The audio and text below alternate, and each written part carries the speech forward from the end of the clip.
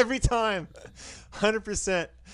Every single time, 100%. I have forgot to unmute the Xbox mic. That's so funny. Happy Sunday, you guys. Happy Palm Sunday if you guys are celebrating that. I celebrated that from my home today since I'm homesick and I've been kind of under the weather since Thursday. Yesterday was like not a fun day, man. Like not a fun day, but I'm feeling a lot better. Better enough to get some work done on the Echo script. So I just figured, what the heck? It's been a while since I've been able to put some Metroid Prime content out there. So might as well hang and while I'm working on the script, I'm gonna have the different screens at the bottom right and bottom left, and we can kind of work on some of this together. Hey Tense, hey Darth, thank you. I really appreciate that. You know, it's kind of funny because I've talked about this before. When I did the Echoes video to begin with. Oh, hold up, I fixed that chat box. Let's just chat box is gonna look like butt for a sec. Hold up, it's gonna look like butt.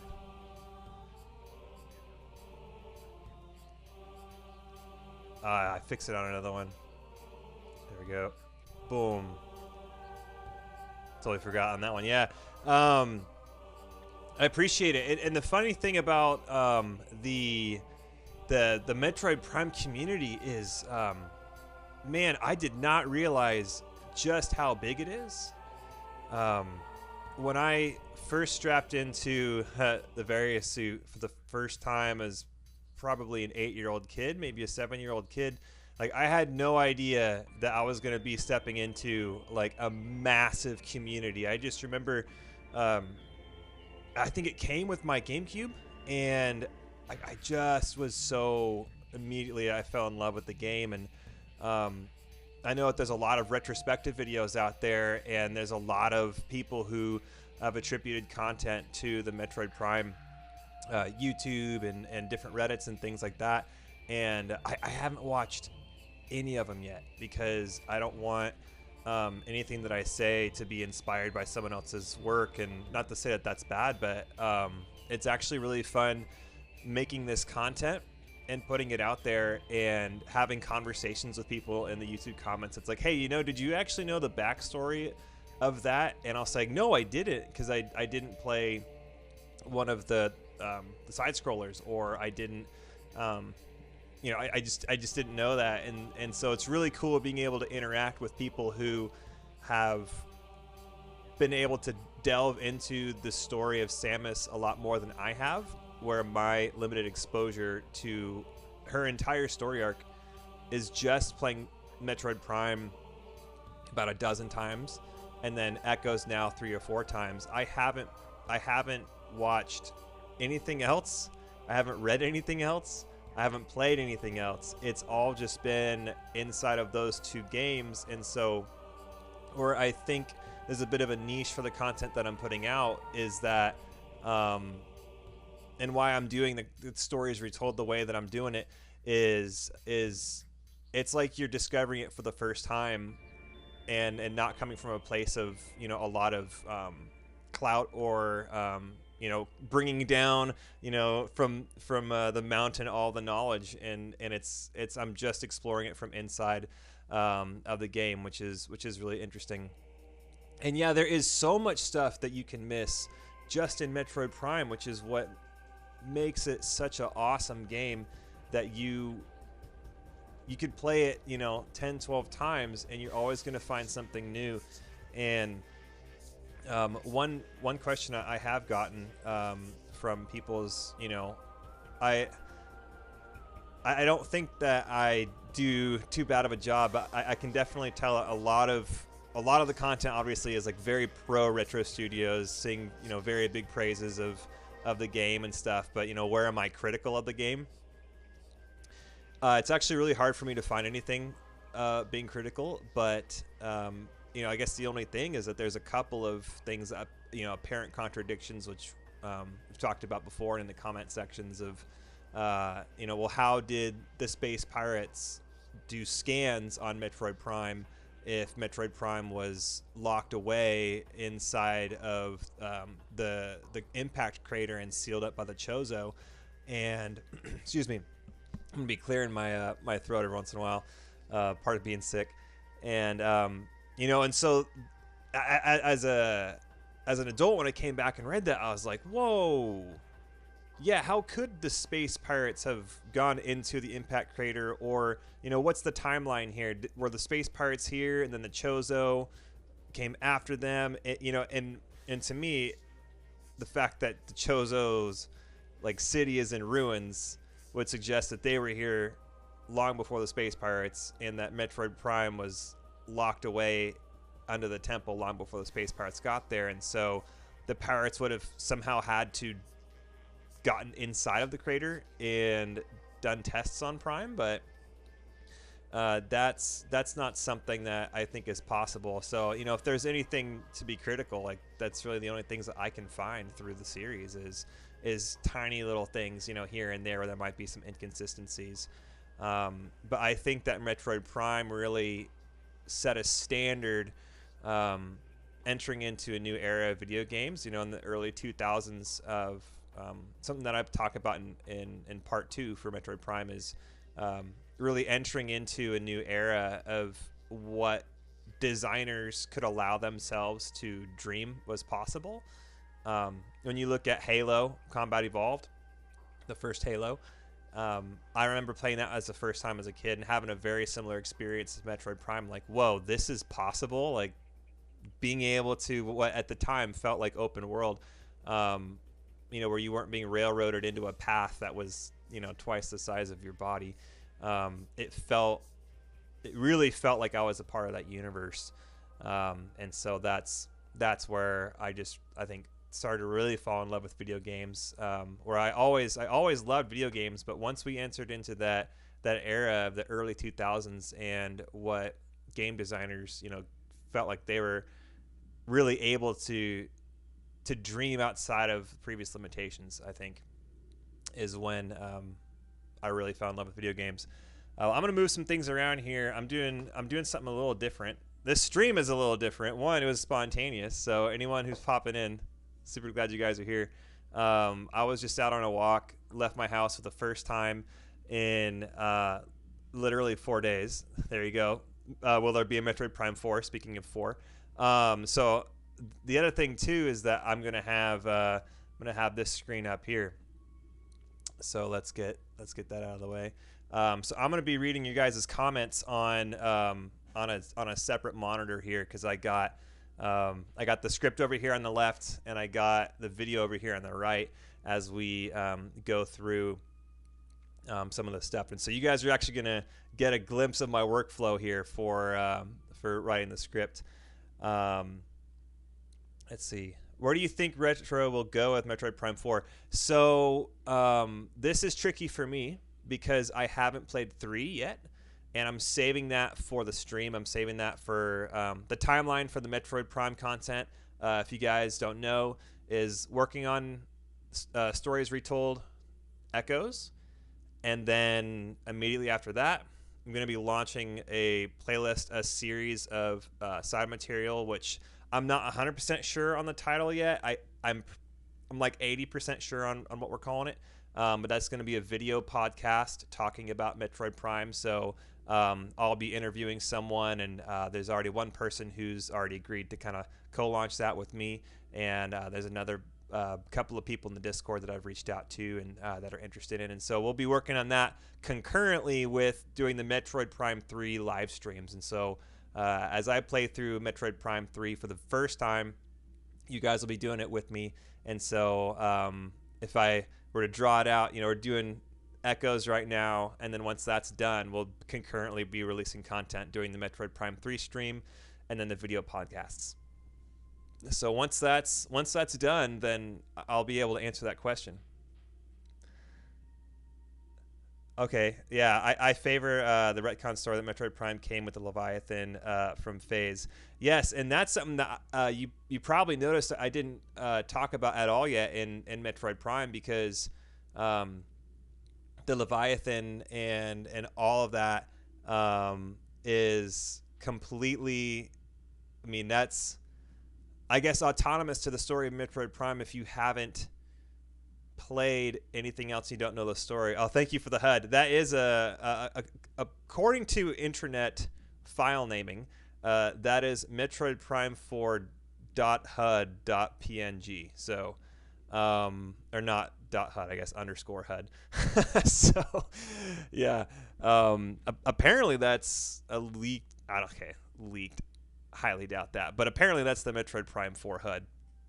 If you're going to play 3, it might be a good idea to try Hunters as well. It's a small game, but interesting view on the minds of other bounty hunters and plays into the portions of Metroid Prime 3. Okay, so are you saying play that first or play that in addition?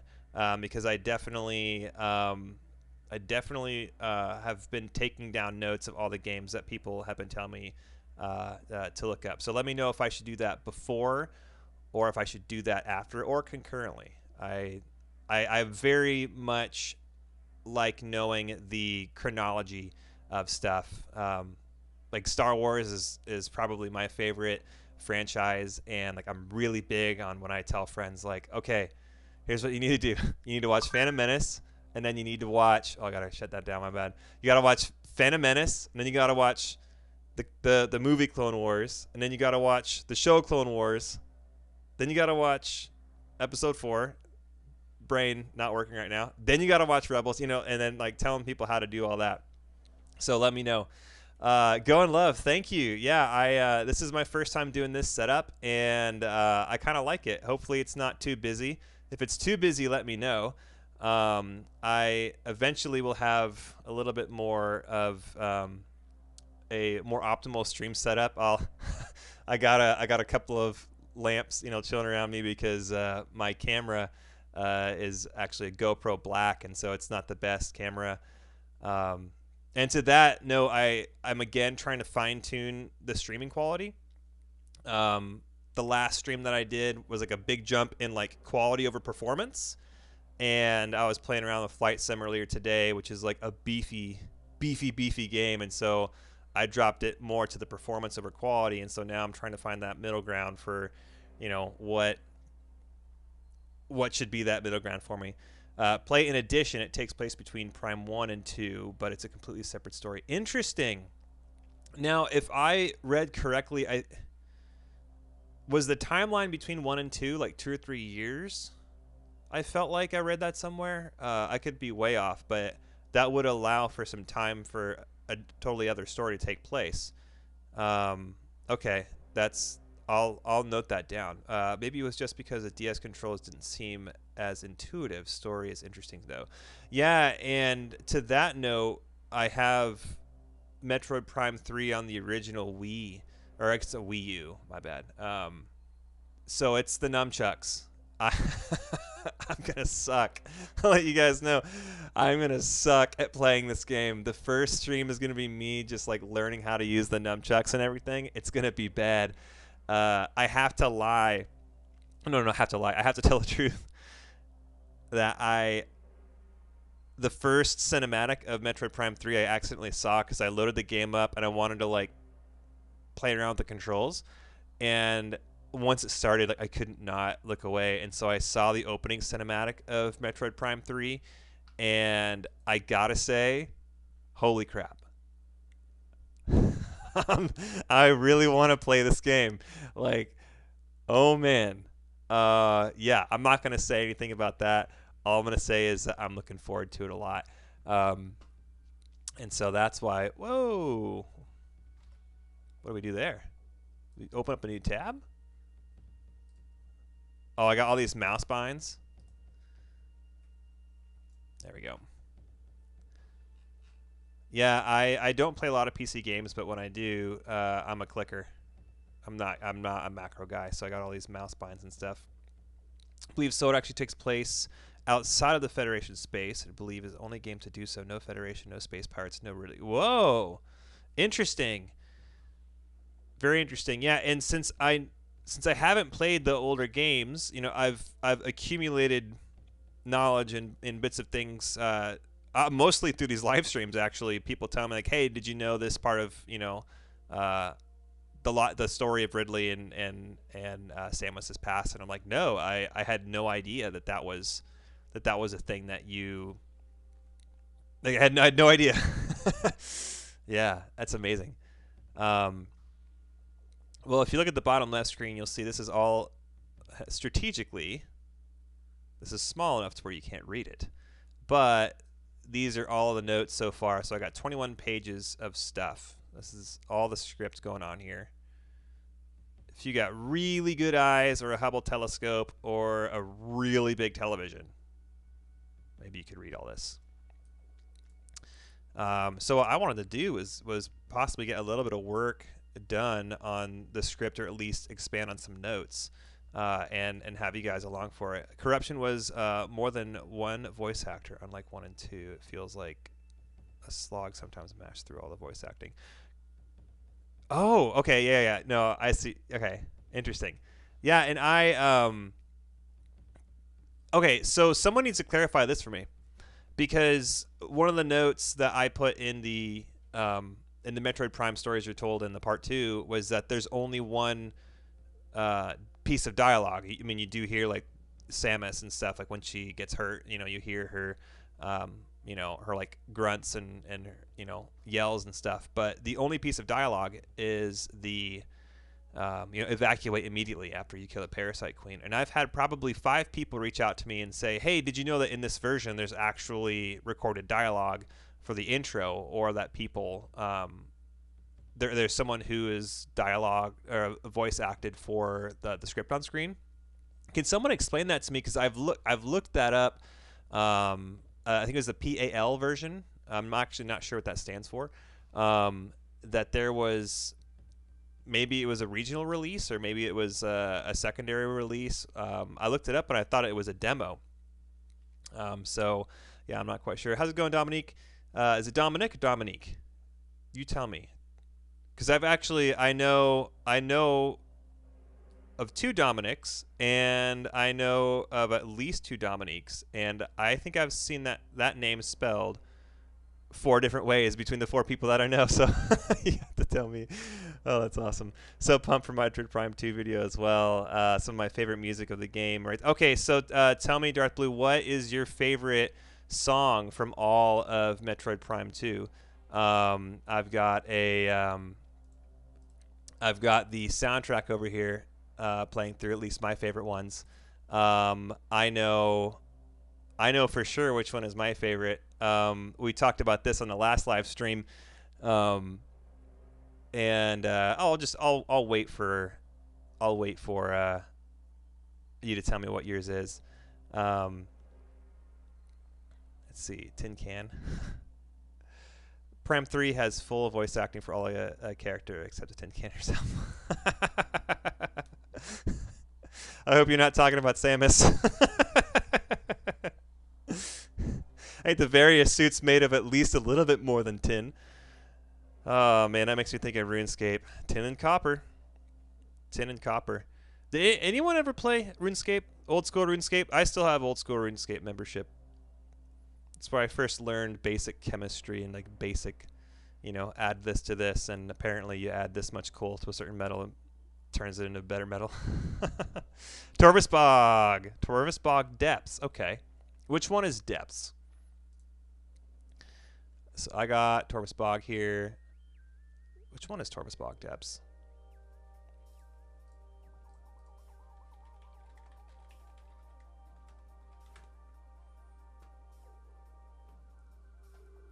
Subterranean theme? Oh, is that the one? Is that the one where you go underneath the submerged temple? Is that the one you're talking about? Someone's got a subterranean 10 hours. Heck yeah. Someone, dude, this one right here, Torvusbog Rain. Whoever this person is, right here, the Sky Dweller. As you can see, I've watched this video. Torvusbog theme with rain, 30 minutes long. All they did was just like took some native Torvusbog sounds, threw some like rain on top of it. I've listened to this many times. French, so it's Dominique. Okay, very cool. All right, I love that name, by the way. I love that. Dominique. Torvus Under the Temple is awesome. It sounds like music from a Lincoln commercial. Like the car company? Let's pull that one up. Let's pull that one up, actually.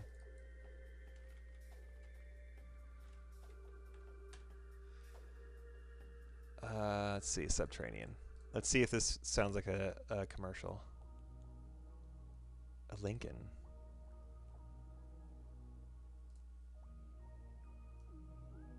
There we go.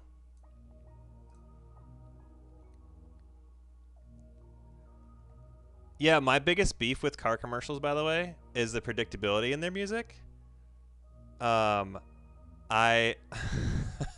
we talked about this in a class one time, on back when I was in school, where like the science behind colors in advertising and the science behind music in advertising.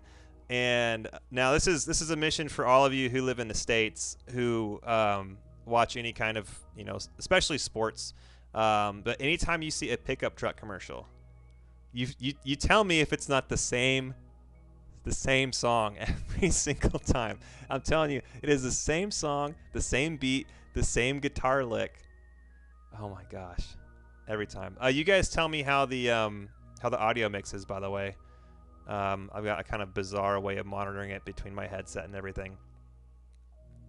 Yeah, the title screen in Metroid Prime 2 gives me chills. Yeah, I am the exact same way, and that's why for the countdown, I did a 15-minute countdown for this one, and I had to pull that out because I love it so much.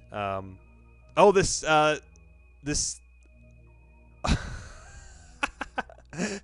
Siggy from Harry Squad is confused as whether or not this stream is sponsored by Safeway Select Seltzer Water or not. You know what? That's a really good question. It's a really good question.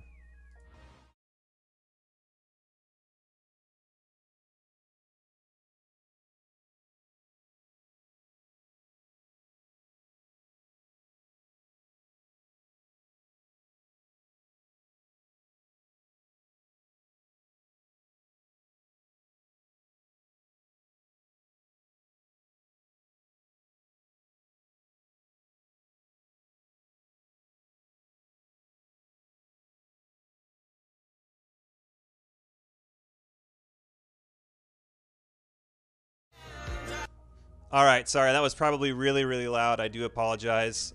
Some of the audio things I still need to work through. But Siggy asked a really important question for you guys who don't know me personally. I quit drinking like proper soda, like Dr. Pepper, Coca-Cola, all that stuff. I stopped drinking that about 6 years ago. It was a health thing that I was basically forced into a decision of making, and I had to stop drinking a number of things. I had to stop drinking alcohol, to like super reduce my sugar intake, and so part of my routine is like I would have a beer at the end of most nights and have a soda at some point during the day.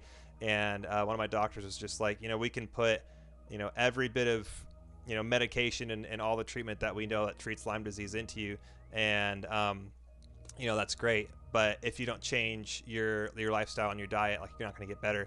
And so one of the changes that I made was dropping those drinks. I actually now I'm healthy enough to where I can drink alcohol in moderation, but soda did not return. And the funny thing is that actually, if you go to a place and you ask for soda water, they'll give you this. And if you go in other places around the world, they're super accustomed to this. So we often start our Harry Squad streams, which is our Battlefield 2, different game, Battlefield 1, Battlefield 4, all the Battlefield streams. We start off with the fact that the stream is not brought to you by Safeway Select Seltzer Water. It's caffeine free. It is flavor free. It is delicious and nutritious, and you should drink it too. All right. That is for Siggy from Harry Squad. I appreciate you. Appreciate you very much. Darth Blue says, heck yeah, this is a very atmospheric and unnerving song, but also hauntingly beautiful. I totally agree. And interesting thing about the the depths of Torvis is it feels like a big pivot in the game. You know, I don't know if it's just the fact that it's kind of like the next step um, in the narrative of Torvis Bog, but it feels like a pivot. I feel like the game really slows down, and I think part of that is just again just the narrative of Torvis Bog, and so the music to match that is very cool. The coolest part of Echoes, in my opinion, was getting hit with the virus from the Resbit. Yes. Oh my gosh, dude, that is so cool. And then you reboot. What's funny is when I played through it for capturing the footage for the Echoes video, I got through almost the entire game without getting hit by one of those because I was just like so dialed. And there's so many. I haven't even taken a sip. Much better.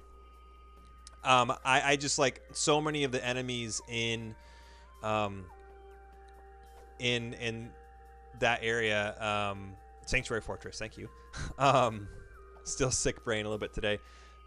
Like so many of them are like either hard to kill or take a long time to kill, and so like I would just like morph ball and just like boost through stuff.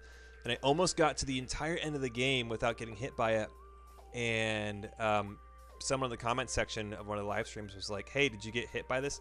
And I was like, oh my gosh, I totally forgot. I need to get footage of that. And so I got into combat with one. And so I was able to get some footage of that because that's much needed footage. Thank you, Dalton. Appreciate that. I think another factor as a consumer is to have forgotten that soft drinks were originally designed as a treat and not meant for everyday consumption. Yeah. Hey, local legend. Good to see you. And that is something that I totally agree with you. I was definitely a heavy soda drinker. Like, I mean, a Rockstar or a Monster on top of 2 Dr. Peppers. And, that's just like, man, I know for me, like, I'm not going to condemn anyone, but I know for me, like with my choice to put like my personal health over my personal enjoyment of the foods that I really liked, that was a complete life changer for me and a complete mentality shift, because I remember being in my teens and early 20s and just like feeling invincible and just like take on the world, and in a lot of ways that led to actually being able to do a lot of things, like going to several different countries, including Mexico and Nicaragua and India. And, I'm in a small town in agricultural California. And that's not something that, you wake up one day and like, I want to go across the United States and, across the world and go to an orphanage in India. And like the opportunity was presented to me, and it wasn't something that I thought twice about. I'm just like, yeah, let's go. I'm invincible. Let's do all the things. And my life came like a screeching halt when I came down with Lyme disease back in 2015, or at least when it like really became like really manifested in my life. And that was like a big reality check for me that, what, I'm not invincible. None of us gets through this life without having our thorns in the flesh, or having our baggage, or having the things that keep us humble and keep us reminded that we're mortal. And that's something that this game is constantly reminding you of. This poor dead Luminoth. This is one of my favorite scenes actually in Aegon Wastes for sure, but in the game actually is the first time you encounter a Luminoth in the hologram, which is a really cool note, by the way. If you get to, oh shoot, I'm going too far now. 2:09. Look at my production notes here. 2 minutes and 9 seconds. This is pretty cool. When you go to you go see Umos fully restores your life, your energy, and even from the dead, like the Luminoth, like VI or AI, whichever this is, regenerates your health. Like, that's amazing. That's amazing.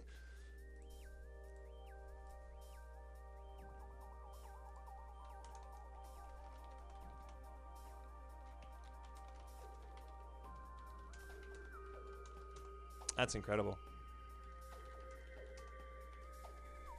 Have I tried Liquid Death? Carbonated or not, might be my favorite water, environmentally friendly. No, I do not know about Liquid Death. By the name of that, I would not have guessed that that was water. I'm going to look it up right now.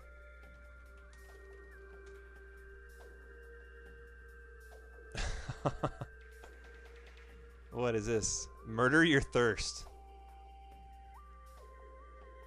What is it? It looks like drinking water from Austrian Alps. It looks like a Modelo or like a... It looks like a beer is what it looks like.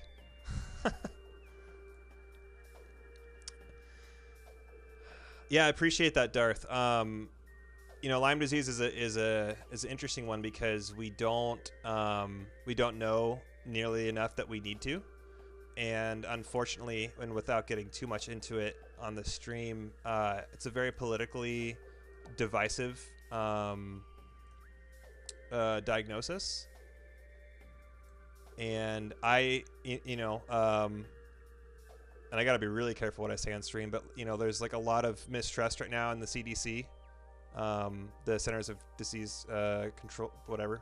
And the IDSA, the international, not the International Distance Skaters Association, which I'm a part of, but the infectious disease, more letters that I can't remember the name of, but, you know, in response to the Rona, and I've had a lot of mistrust and, you know, just speculations. Not, you know, like, oh, they're all wrong. I think the vast majority of people that are involved in that are actually very good people and are doing good, but we've been treating Lyme disease the same thing since the 1980s when it was first discovered, essentially. And, you know, imagine if we were curing cancer the same way that we were, you know, treating it in the 80s. We've learned so much more about cancer. We've learned so much more about Parkinson's and AIDS and all these really devastating and widespread diseases. And unfortunately, Lyme is basically treated as like a, you know, back of the bus kind of thing, despite the fact that a lot of people who are originally diagnosed with Lyme eventually do develop Parkinson's and Alzheimer's and, you know, a lot of these neurological degenerative diseases.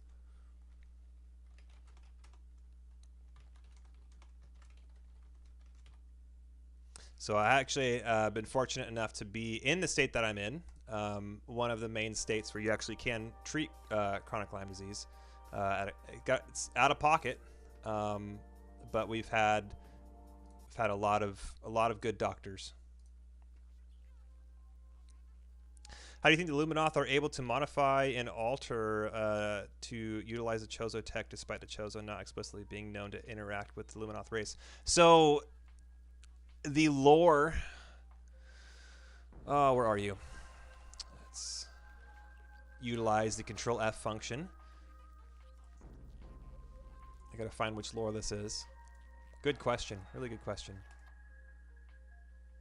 You know what? I'm gonna save that. I'm gonna save that for the Q&A live stream next Sunday. That's a really good question. That's a way too good of a question to pass up. And if this is a great way to plug again. If you guys don't know, next Saturday, not Friday as I originally intended, but next Saturday. Let me write that down. We're doing a Q&A stream, celebrate 500 subscribers, which is amazing. Thank you guys so much. We are going to do a Q&A stream similar to this, except rather than having my work up on the little screens down there, I will be just hanging out with you guys. We'll have the chat up, and we'll do a Q&A stream. Super excited about that. So if you have any questions you want me to answer on the stream, let me know, and I'll write that down. I really want to get into that right now, but I won't. I will say this. As you probably know, There is a lore on that. And I won't read it on the streams. We'll save that. I will just get there. Where are we? Oh, it's called Origins. Yes. Luminoth lore Origins. Go read that. I'll talk about that on Saturday. 2 races that... Oh, no, I can't say anything else. Let me shut up. Really good question. I once heard someone mention that it would be cool in game echoes you're an extra powerful supercharged while you had the energy from a whole region inside your... Whoa. Okay, I'm putting that one down too. See, I'm going to put the names of you guys asking the questions too.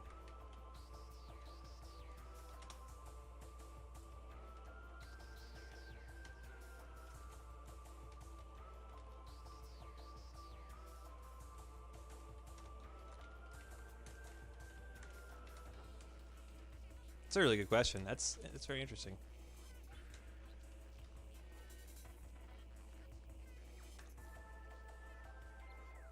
PC 1997. I gotta ask the origin of that name. Windows 95. Who is old enough to had used Windows 1990? Was it 95? It was 95, right? I think it was 95. Used to drink full throttles. Oh man, during a single 12-hour shift, and one day I decided that I would limit myself to 1 a day, and I'm not noticing a huge difference. I bet you do. You know, and there's so many things in energy drinks that, you know, I mean, obviously you want to like cut sugar out and, you know, acidity out and stuff, but there's like there's a ton of stuff in there that's like, you know, not really studied, like, you know, taurine and guanine, you know, there's a bunch of other stuff. But just the sugar alone, you know, I've always been a pretty slender person, and that kind of goes along with, you know, my health. You know, I actually have issues keeping weight, and in America, that's typically the opposite of the problem, you know, and when I'm talking with people who are experiencing, you know, health challenges, I'll bring that up, and usually the response is, "Oh, you can have some of mine," you know, because I know a lot of people in my health circle that are trying to, you know, reduce their weight, and that's super common. But even if you don't have a lot of body fat, or you have kind of a slender body, the sugar still is just as I don't know if damaging is the right word, but it's exhausting to your organs. And I know for me, like now that I've conditioned myself to not have refined sugar, when I do have like a dessert or the last time I had a soda, I had a straight up panic attack, like straight up. I went to In-N-Out, got myself my burger, protein style, and a Dr. Pepper, and I went for a walk, and like I just felt the sugar rush, and like I literally, like, my head started spinning, and I got super sweaty, and my heart was like pounding, and I just don't think that we're designed to have that much sugar, let alone like high fructose corn syrup.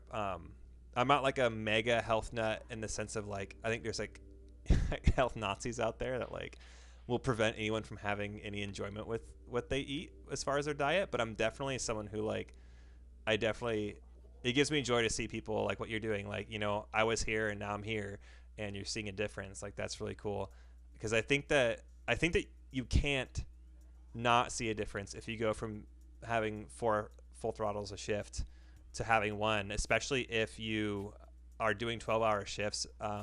I'm accustomed to a 12-hour day. I used to work in steel fabrication, and so, you know, you get up at 4:30, hour drive, 10 to 12-hour day, get home, and then go to my next job. And that was a lot, and I drank a lot of coffee. You know, a quad shot in the morning. That's espresso, folks, not alcohol. I think that would not work in steel. A quad shot to get up, espresso, chocolate-covered espresso beans at work, and then another like double shot at work, and then come home, have like an energy drink or something to get me through my next job. And so I've definitely been there. You know, there was a time when I was working 60 hours a week, And I know that I can't do that now. I just there's no possible way I could do that.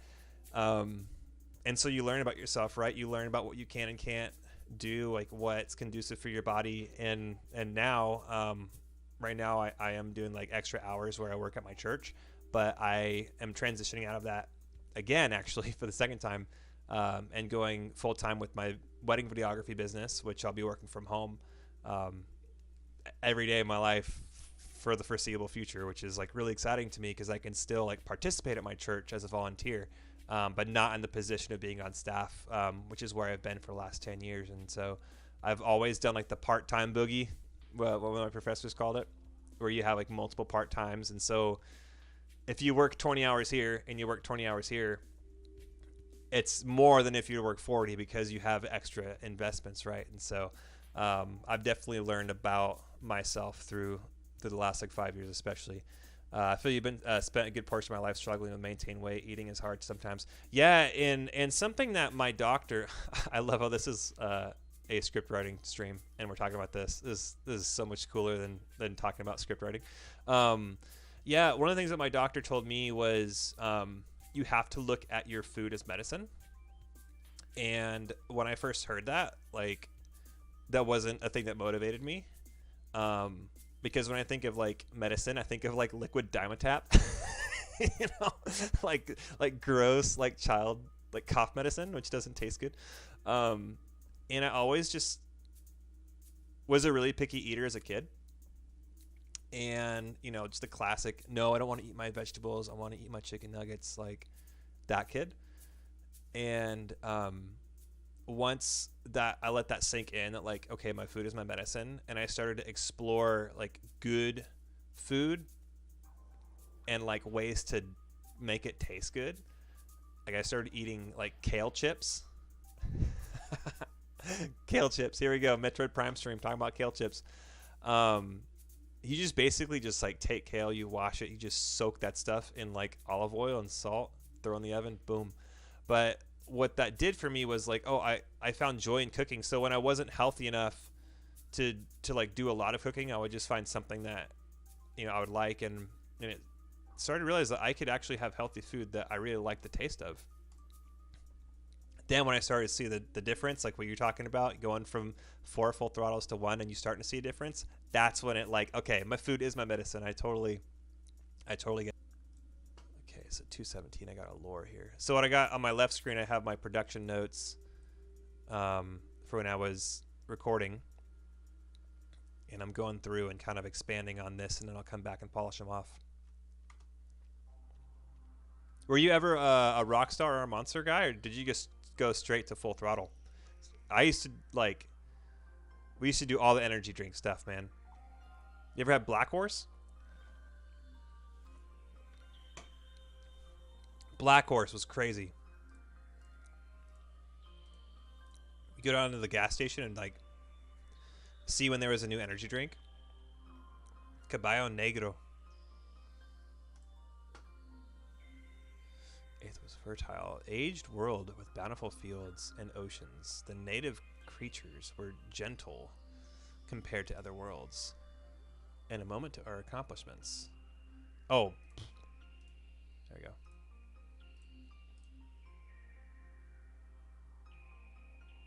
How did you guys like the holograms as like the lore? I mean, there was multiple ways to interact with lore and echoes. You could read it off of the bodies, or you could read it off these holograms. I think it was interesting, because all the Chozo lore was basically always like on a script of wall. It's cool that they allowed lore to be found in multiple locations.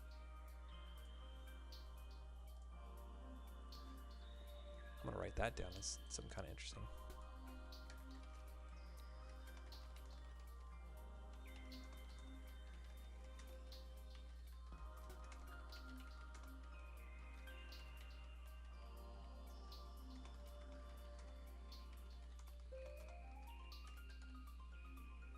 I think that's super interesting, because then that like, you're getting data off of a dead body, You know, it's like you're reading their last wishes. You're reading their like their journal right before they die, as opposed to lore just being isolated to being on a wall.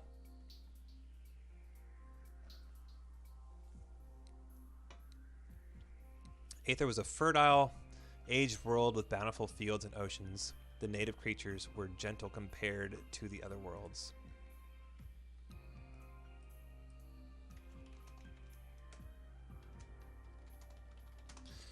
We had encountered.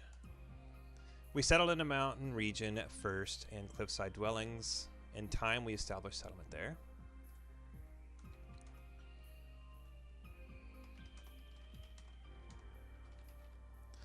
Green forests of Torvis, and the fertile plains of Aegon. I love what they call Aegon fertile plains. But the bodies were interesting. I could feel the terror and despair in their logs left by the Federation troopers. Yes, it brought an even a darker gravity to the story that made it more personal. I agree. I'll never forget the first time when I played Echoes and you see that cutscene of the Federation soldiers and you hear dialogue of them, you know, like, I need backup, and then being able to go to each of the lore and you can actually catch their personality from person to person. Like, one guy is like super sarcastic, one guy is like really like playful, not taking anything seriously. Another guy, I think was like a sergeant, was like, I'm concerned about this, you know, I don't think we're gonna have these supplies, or, you know, there was a gate that malfunctioned, so he's worried about that. And so you get to actually see their personalities through the way that the lores are placed. Ooh, space pirate music. I love that.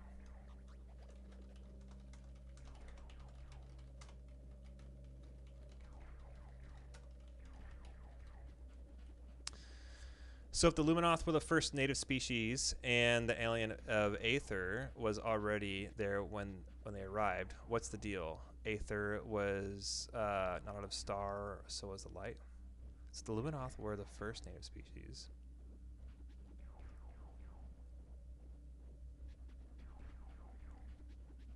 Hang on, let me reread this. I might not have information apart. The light, to quote the light. Oh. The light side of Aether. Okay, so if the Luminoth were the first native species in a line. Okay.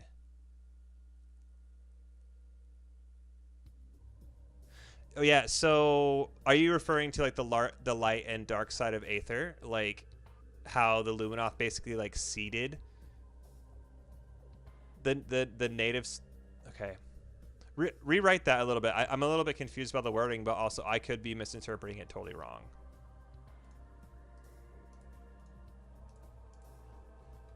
Because that's one of the things that I kind of want to explore is like how the Ing come to be. You know, any Mass Effect fans out there?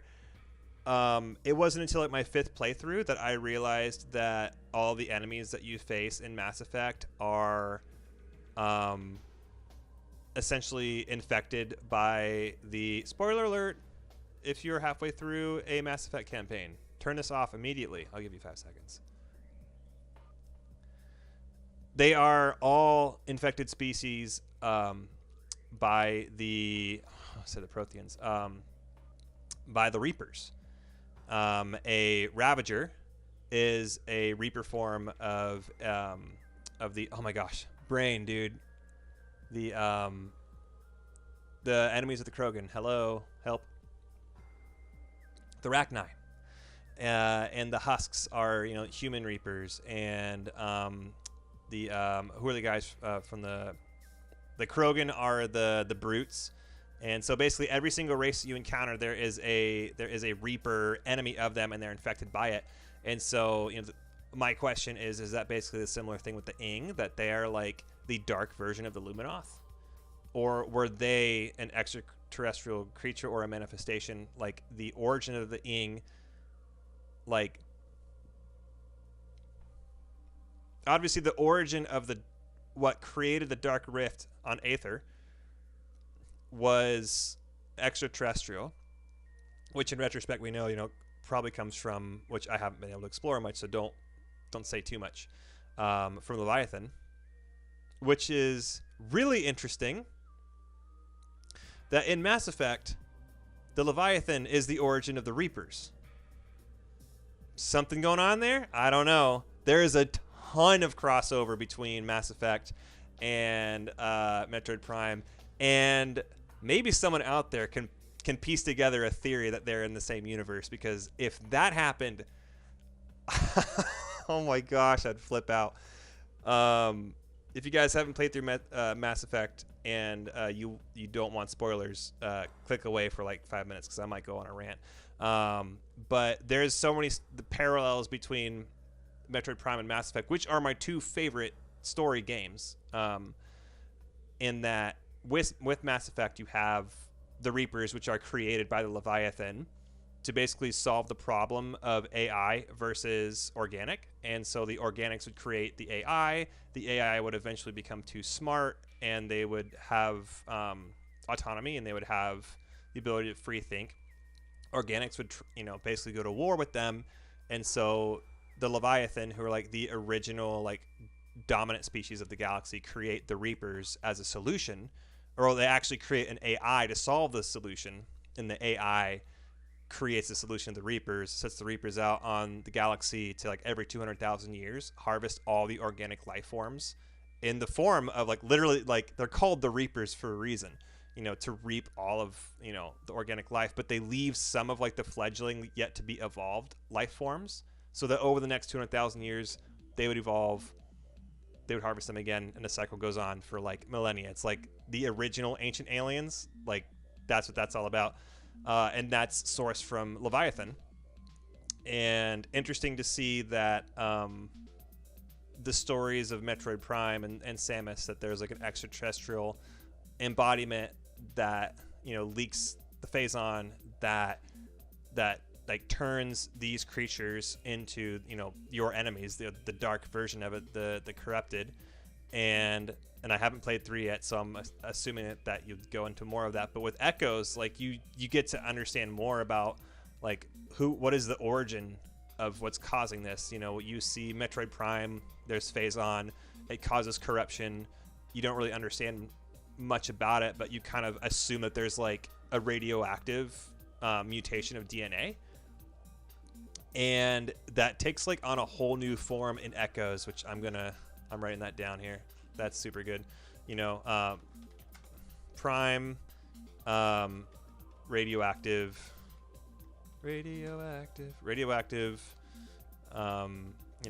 DNA mutation. And then Echoes, it's like, no, there's like it's more than just like what you face in Echoes makes genetic mutation seem benign,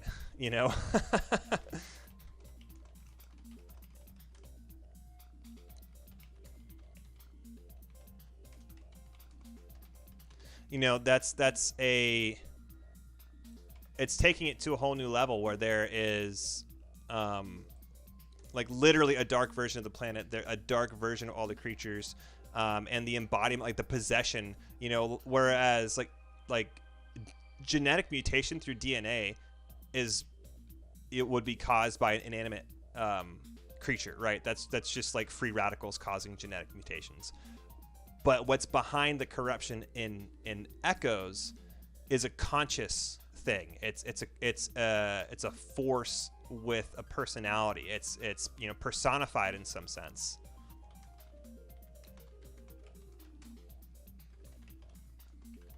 I'll get to those other comments in just a sec.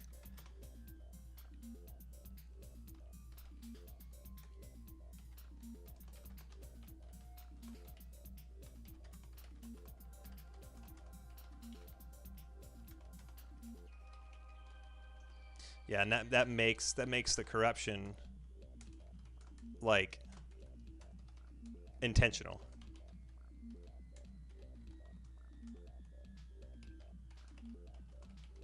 Interesting.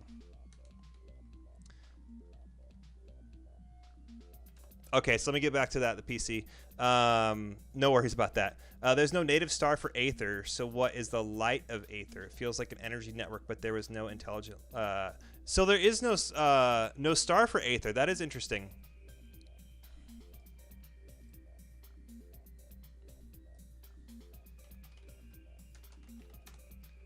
Let's see. Oh.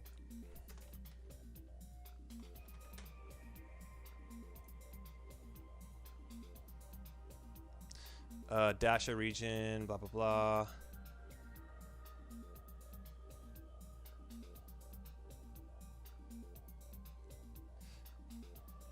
Okay.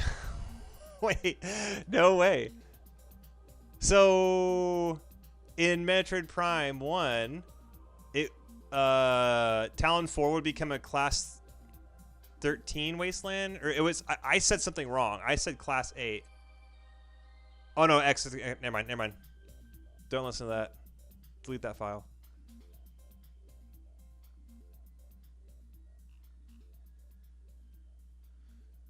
It is a rogue planet. No sun. Instead, the sunlight. Okay. This is according to Metroid fandom. The Luminoth had no home planet. Blah, blah, blah. Okay, we knew that. Aether, as a rogue planet, had no sun. Instead of sunlight, the planet depended on an energy source the Luminoth called the Light of Aether. The light was so powerful it threatened the planet's well-being, and so the Luminoth built the energy controllers to control it, or to channel it.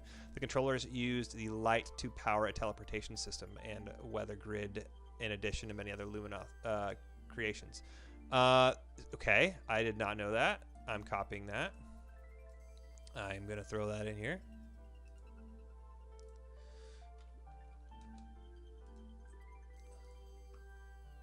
And because we're good students, we're going to cite our sources. Because that's something to come back onto a retro. Feels like the energy network, but there was no intelligent life on Aether before the Luminoth. Yeah, so, you know, is that light of Aether of intelligent design, or is, you know, was that like a naturally occurring, you know?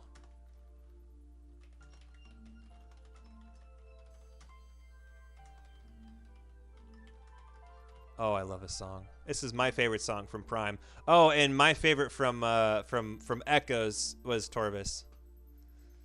Was the light of Aether and intelligent design?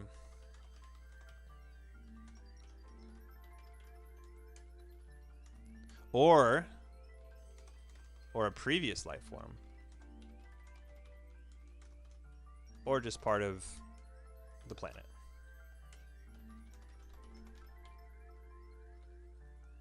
All right, see you, Siggy. So glad you stuck around for a while. For a while. Thanks for making sure that we keep our not sponsors happy. Yeah, so that is really interesting. I've read that and I hadn't put that together. Thanks for pointing that out. I'm actually gonna.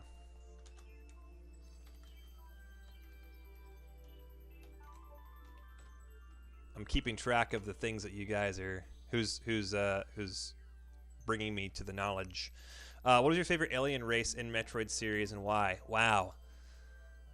Okay, I'm saving that for Q&A stream. That's too good, man. Yeah. I'm keeping that one for my favorite race.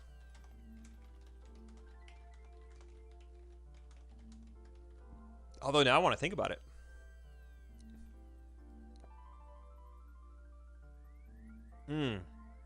I'll tell you what it is not. It is not a Sheegoth. It is not a Sheegoth. Big Mama Sheegoth. The active scan the Federation troopers before you witness the events of the ambush reminds me of the time in my imagination went wild when stumbling upon the unknown armored corpses in Super Metroid. You know, that's really interesting. Oh, because you witness the ambush when you scan the console, right? So you could scan the bodies. Oh, no. I see what you're saying. All the dead troopers at the beginning, when they're like, there's a pesticide in the air, and you're like, okay, maybe this was intentional, or maybe this was accidental. I see what you're saying. Yes, and that is something that I'm going to talk about. Like, that sets the tone. Whereas with Metroid Prime, they set the tone on... the space pirate frigate Orpheon. where there's again like bodies everywhere and like there's DNA corruption. There's all sorts of stuff. So that's how they set the tone there, and it's like the music is like haunting. Uh, the tone in Echoes is set by the Federation troopers, like littered all over the place, and not just their bodies, but the bodies of the splinters. And then, of course, you see the first Ing manifestation. But it's cool to see the parallels between 1 and 2, how they both open, how they set the tone, where there's dead space pirates and there's dead creatures. There's dead Federation troopers. There's dead creatures, and I like that they did that, but in two very different ways. It didn't feel like, oh, this is the exact same movie, episode 7, episode 4. Where nothing against, okay, something against the Disney Star Wars, but I'm not going to crack on that too much. But that, I think, for example, was, if you guys are Star Wars fans like I am, huge fan of New Hope. I saw 7 and I was like, oh, okay, that was like more fan service than I was expecting, and it felt like the same movie. And then 8 and 9 happened. If you like Disney Star Wars, thumbs up, enjoy it. Not my cup of tea. But they did produce Rebels and The Mandalorian, so come on. Rebels was good. So was Mandalorian. But I like that Metroid Prime, they set them up, very similar table. Right on, Darth. I'll be on for a little while. I'm not sure how long. I'll be chilling. I mean, I got nowhere to go, man. I'm homesick.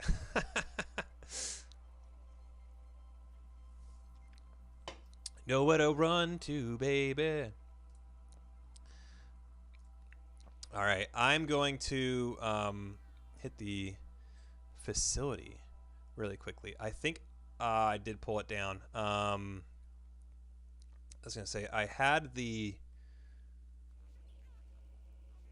video loaded for a previous stream. I guess I took it down. I will be right back, guys. I gotta go do what's natural. I'll be back in a few.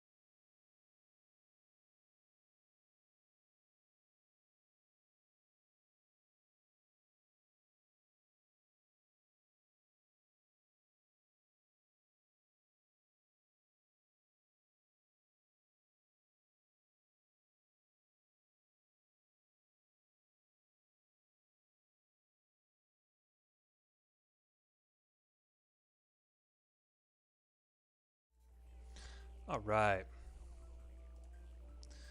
And we return. Yeah, the thing about being sick and drinking lots of water on top of a smoothie is you definitely use the restroom more. That's a good thing, though. All right, so I want to come back up in here.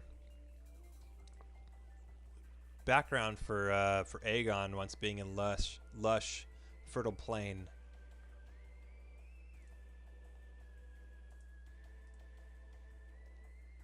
Interesting that Torvus is still a forest, but Aegon is just totally just like wrecked.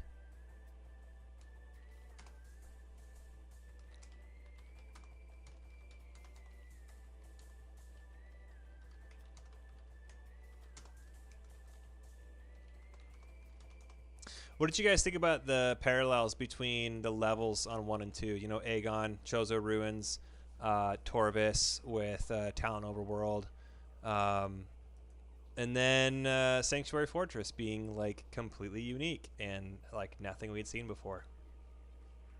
Sure makes it stand out. Like if that's the if Sanctuary Fortress is the parallel to like maybe Phazon Mines, you know, it's like you're delving into like space pirate tech versus Luminoth tech. Big leap.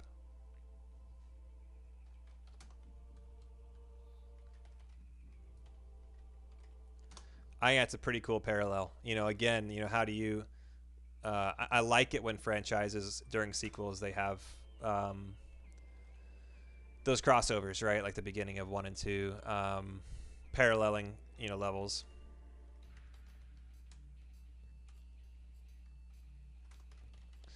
Between Chozo Ruins, Aegon. Let's see, Town Overworld, and Torvis. But Sanctuary, Fortress, totally unique. And Temple Grounds, you know, is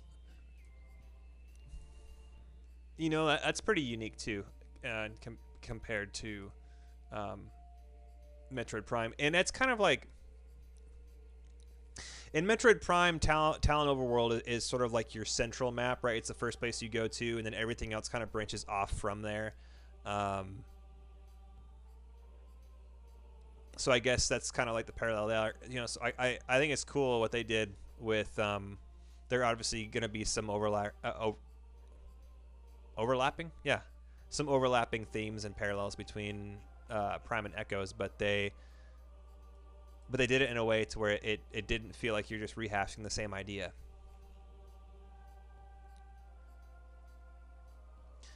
Let's see, 221. Yeah, going back to the whole thing of the light. Interesting thing here. Let's see, 2 minutes and 21 seconds.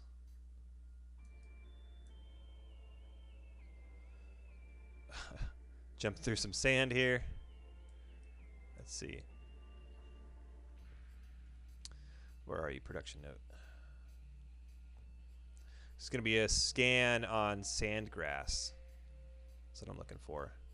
That's not it. Here we go. Oh, maybe not. Yeah, here we go. Okay. Sandgrass. Morphology, indigenous. Strain of. There we go. Okay. Sandgrass scans indicate that the plant requires no moisture to survive. It relies exclusively on solar energy for substance. Interesting that there's no sun, solar.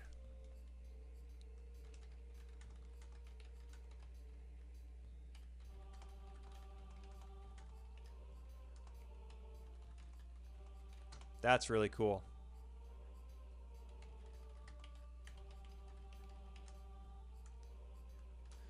Which, if the energy on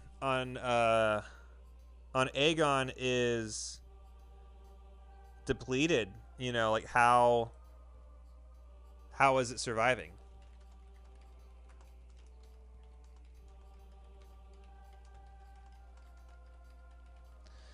You know, the magnetic storms in the atmosphere that you see, you know, when the sky goes purple and you can actually hear it, you know, is that like a convergence between light and dark aether in the atmosphere, and is there some kind of like energy crossover there, you know, just like spitballing? I think it's interesting that the lack of a star on Aether, which leads to there being some kind of light of the planet itself and energy within the planet that is now being split between the two worlds, and now, you know, being dominated by dark Aether. Like how much energy is left, you know, on the light side? Obviously enough to sustain light, but, you know, at some point, that's really interesting. That's a cool note. Aegon's decimation, great word, by the way, decimation. has always seemed to odd me. The scans say that it was scorched by war, but the ing can't survive in light aether unless they're possessing the creatures possessed. Yeah, so that's what. Oh wow, really good footnote. Really good footnote. That the ing themselves cannot survive, but their darklings can.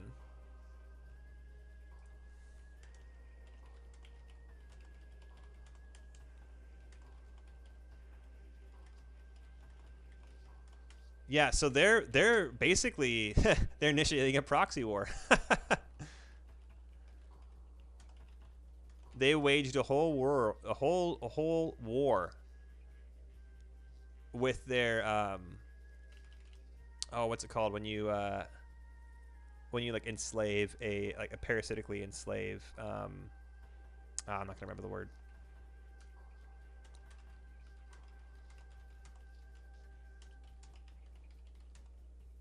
That's a really cool footnote.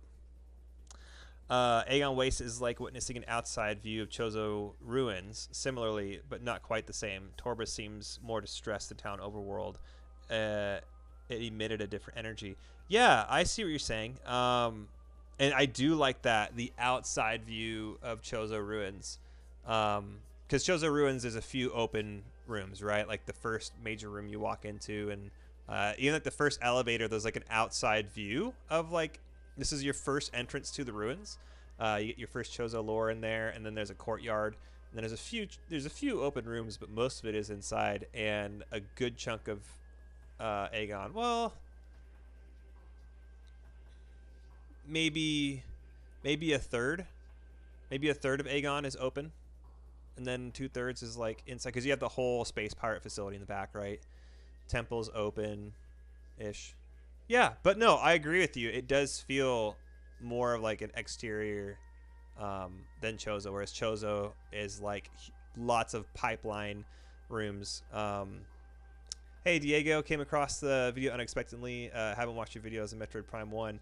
Awesome. Thank you so much. Yeah, the stories retold of Metroid Prime, that's where I think a lot of people who have found a channel found it through that video.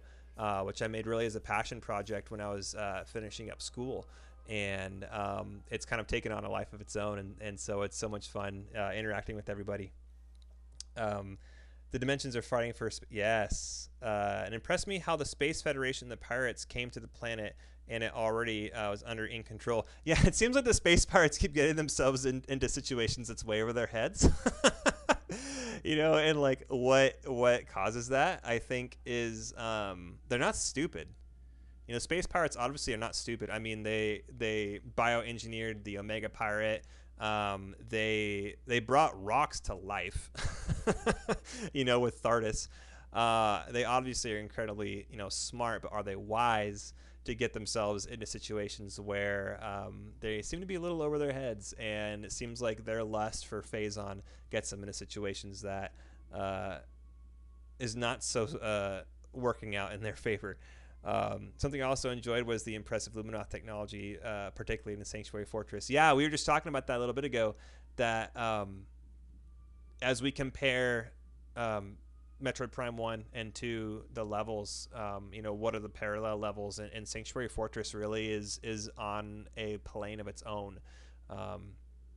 You know, you feel like you're in the inside of a computer almost. And it was pointed out when we did the live stream going through the gameplay that when and if you've ever done this, there's a couple of really good vistas in Sanctuary Fortress, and if you look out, obviously, you know, it's a low res image of your surroundings, but it looks like there's a whole massive city. You know, it looks like, again, sorry, bring up another Star Wars reference, but it looks like Coruscant down there. And you're like, is this all the Luminoth Sanctuary Fortress? Like, are we just accessing this small, you know, little area up here, and is this massive, you know? Because if you're to extrapolate how much of Sanctuary Fortress is like how much technology there is and how much just effort that goes into building all of that, if you were to extrapolate that out to everything else that you can see in that low res image of your surroundings, like Dude, the Luminoth are crazy awesome. Like, there's a lot going on there. That, yeah, it really puts them on a pedestal. And if the Luminoth effectively come inspired by the Chozo, um, like imagine seeing the Chozo in their heyday. You know, imagine seeing them at the height of who they are. Speaking of possession, I find it weird how the suit itself tells you about the Ink's possession attempt. And yes, and where was that notification? Infusion. The suit engages protocols to prevent it. Yes, and I have that note down. That was where I first. In fact, I think I can find it right now. That is the first time that I saw the link between Chozo and Samus, because I did not know her backstory.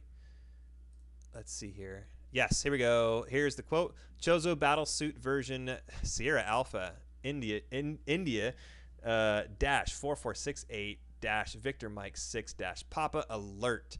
Gear stolen by known creatures. I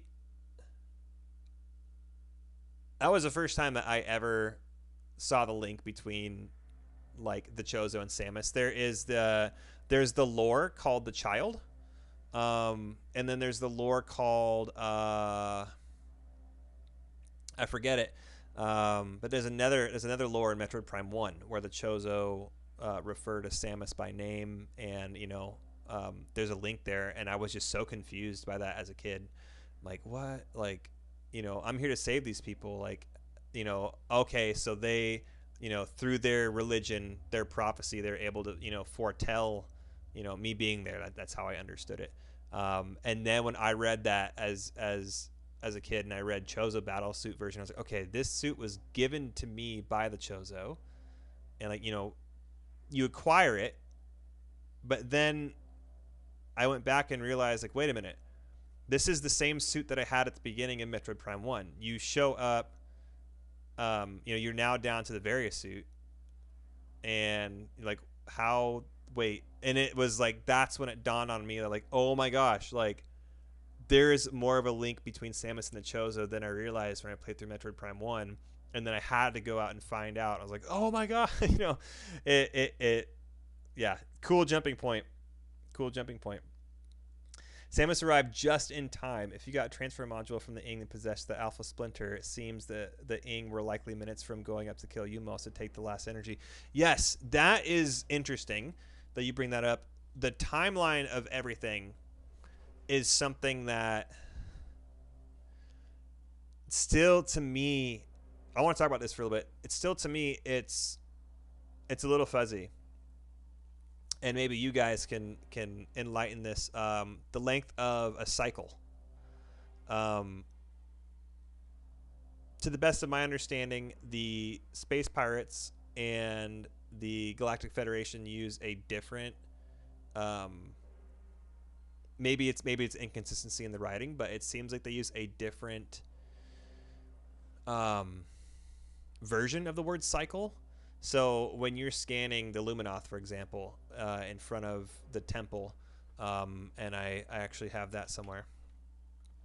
The logs, witness final stand, data cycle. Okay, here we go. Yeah, it's right before you go into the temple. There's a Luminoth, and it suggests that the creature died 8 cycles ago, and that's at the base of the elevator that gets you to Umos, right? A cycle is half of an Earth year. Okay, so let's go off of that. A cycle is half a year. So the Luminoth that is at the base of the elevator to get to Umos, based on that, has been there for about 4 years. And let me go to that scan, actually. That's at 1 hour and 10 minutes. That was good timing. I'll read the whole scan. In fact, let's just read this together. Stand by. Bioscan complete. Target has been dead for 8 cycles. Trace amounts of unknown chemical present in the target. It has an effect similar to the mummification on dead. Wait for it. Biomatter. Further analysis required to determine a chemical's effect. So from this, we can kind of we can pick a couple of things. So if it's half an Earth year, then it's been there for 4 years, and there's a chemical on it on the body, effectively like preserving it, and so it kind of implies that that the Luminoth died in battle and was mummified. Whereas you see some of the other Luminoth, like their bodies are decaying, and so that body's been there for 4 years. If the half a year is correct, which I've read that as well. When I read that, my initial thought was just like, oh, that's Earth Day, so it's 8 days old, which means the battle is like fresh. But here's the thing, though. How long has this war been going on? How long have the Ing and the Luminoth been at war? How long do the Luminoth live? Because there are whole generations of Luminoth who have grown up only knowing war. And again, parallel to Mass Effect. The extinction of the Protheans did not take place over one generation. It took over 100 years for the Reapers to completely annihilate the Protheans, if you've played Mass Effect. And in Metroid Prime Echoes, to the best of my understanding, this is not a short amount of time here. We're looking at we're looking at multiple generations of Luminoth, at least one generation of Luminoth who only know war. And so how long are the generations, all that stuff, it gets a little fuzzy. But I agree with you. It's like the war is in its final, most desperate moment.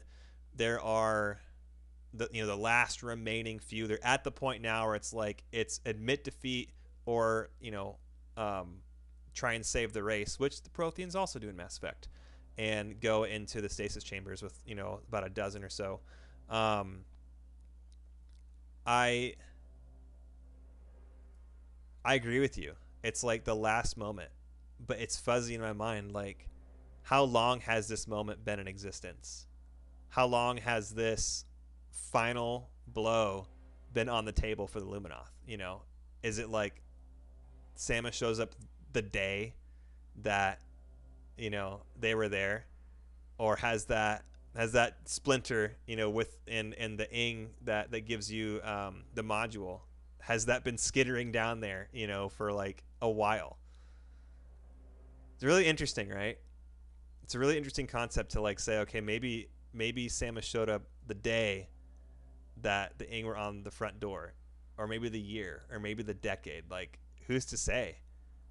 It's one that I might not cover in the video, because I think that it's so open-ended and there's so much to cover. But maybe that's just a standalone, thing to kind of talk about now. Like, that's a really interesting aspect of the whole thing. I think the dead Luminoth is the Ing's most recent attempt to get a strong creature up the elevator to try and kill Umos. After that, they would wait till something woke the Alpha Splinter to try again. Really interesting. Really interesting. Yeah, and without the creatures of... Oh, what is really interesting? Now that you say that, I wonder why the Ing did not possess... Well, no, I mean, the Ing possession does not matter, dead or alive, right? But it seems like the creatures who are alive are better suited. Like when you fight the reanimated possessed Dark Troopers, they are not as able-bodied as, say, the Dark Splinter, for example, especially the Dark Alpha Splinter. I wonder why the Ing chose to like effectively send a horde of little Ing splinters to kill the Federation troopers instead of possess them and try and use the fully suited Federation troopers as a possessed force to try and take down Illuminoth. I don't know. That's interesting. Interesting little question. Regarding the soundtrack, I heard a bit ago that you mentioned your favorite was Torvus Bog. I like all the soundtrack, but it's got to be Dark Samus theme. Okay, Dark Samus theme. I like it. That's a wild card. I was not expecting that. That's a good one. That is a really good one. Pulling it up. Of course, there's a 30-minute version of it.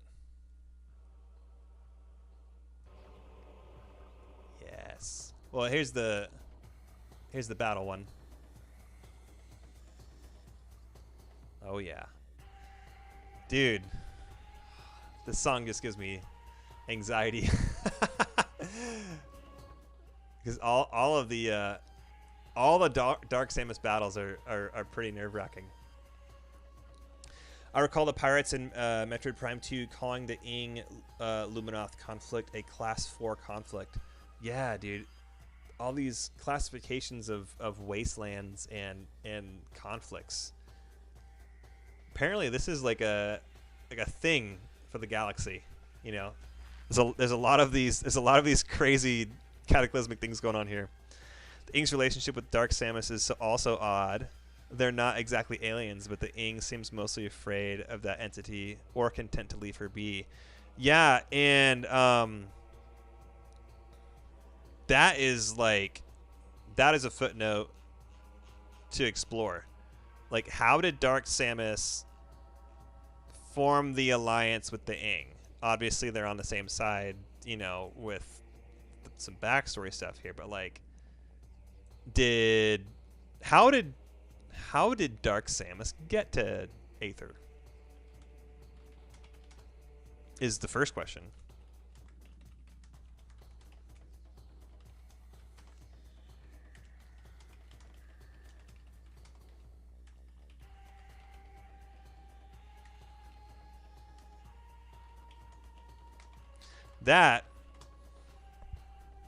That's what I want to know. And if there actually is an answer out there, maybe I don't want to actually know the answer because I want to genuinely ask it in the video. So I don't know. Like how free thinking, autonomous, and like fully developed is Dark Samus? Like is she fully conscious and making full decisions? Like did she did she and or it, if she is like a true being,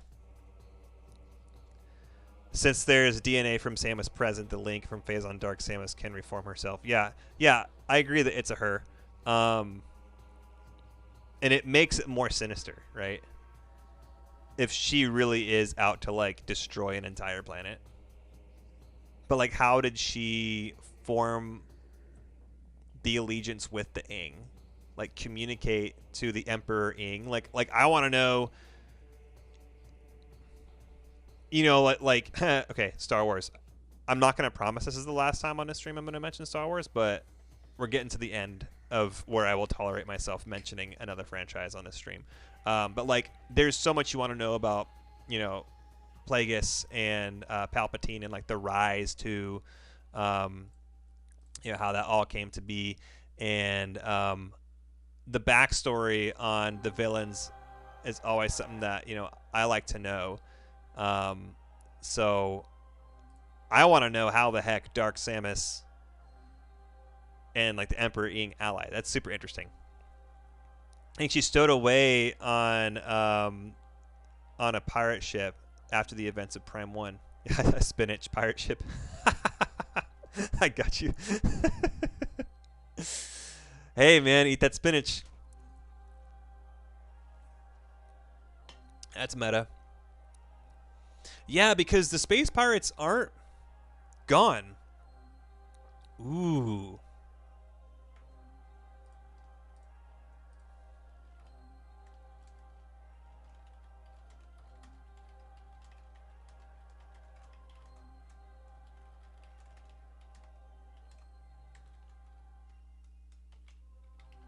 Yeah, that makes total sense actually. Hey Darth, welcome back, man. Um, that makes a lot of sense. The space pirates are still there on Talon 4, even though you've blown up Orpheon.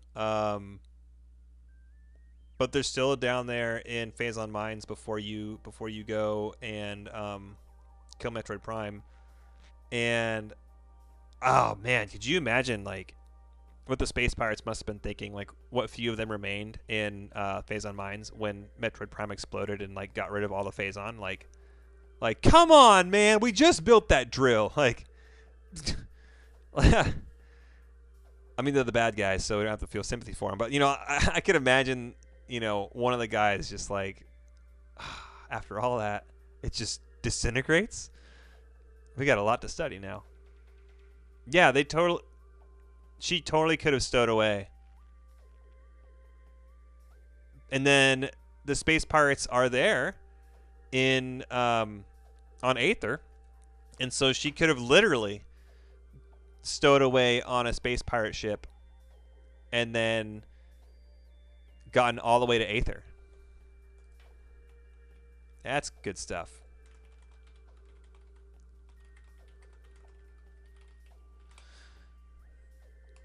I'm putting all these small little footnotes here that I got to write down.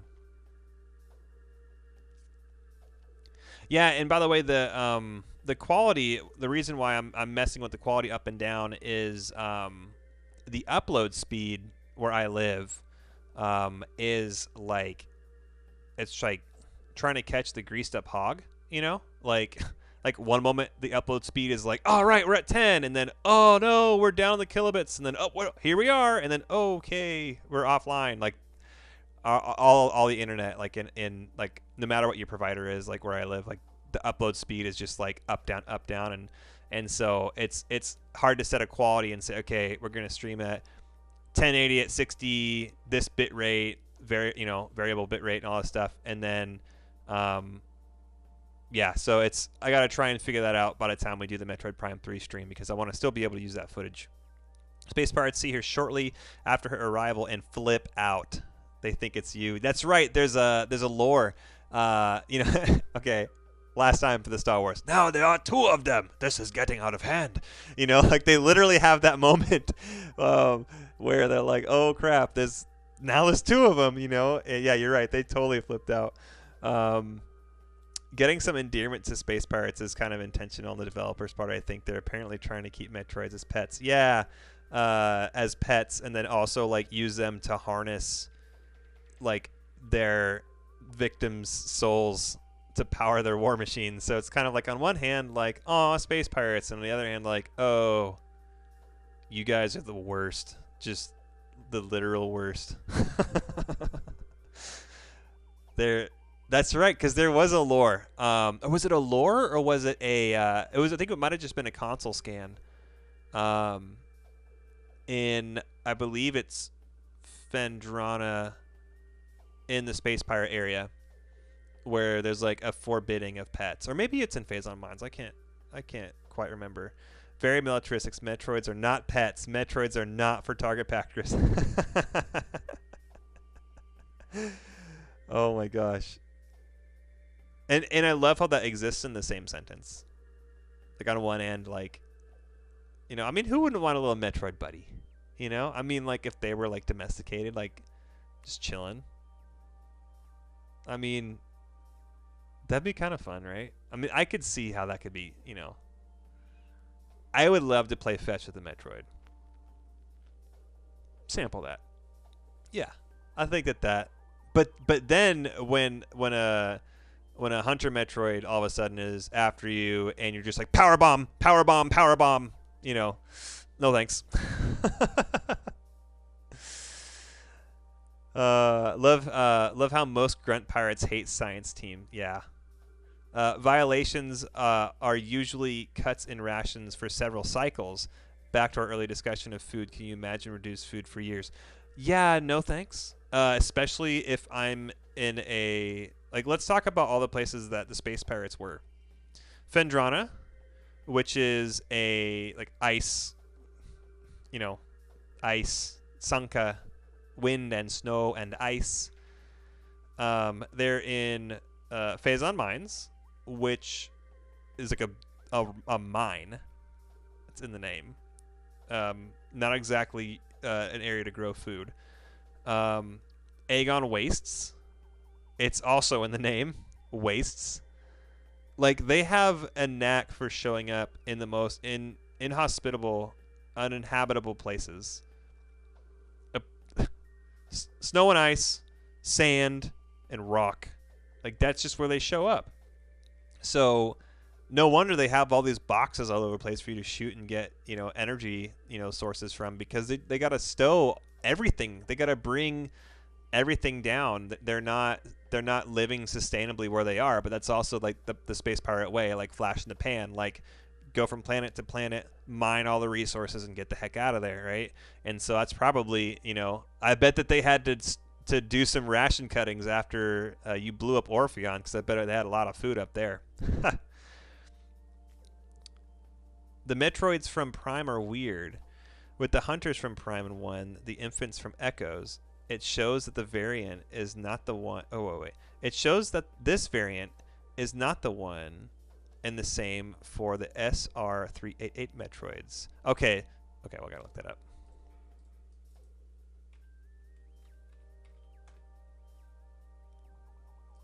Oh, got it. Okay. Another game I haven't played. I have the guidebook for Fusion. I'll go get it.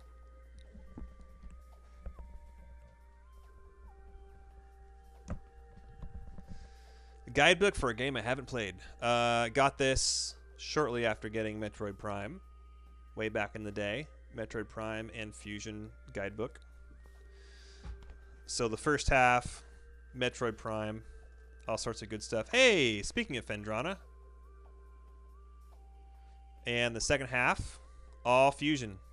So when I ever get around to actually playing it, you'll be able to have all that good stuff. All right, this goes back to the proper place. Stay. Good book. Yeah, good book. Okay. All right.